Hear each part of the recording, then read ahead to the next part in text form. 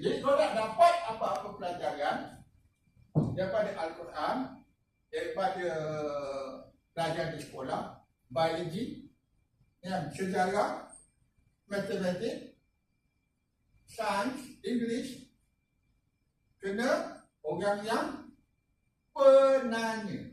Jadi orang yang penanya. Apa yang perlu ditanya? Kamu kali tanya why. Kenapa?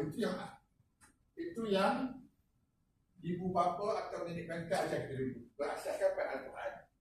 Sebab TBC, teknik berfikir cemerlang, IQ. Apa tu IQ? Kami gunakan intra-questioning. Tapi asalnya buku saya yang sekarang Inspirasi Al-Quran.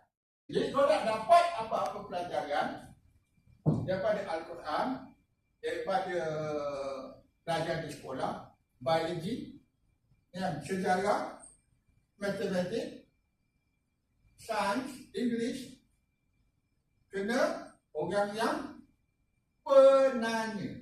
Jadi orang yang penanya. Apa yang perlu ditanya? Kamu kali tanya why.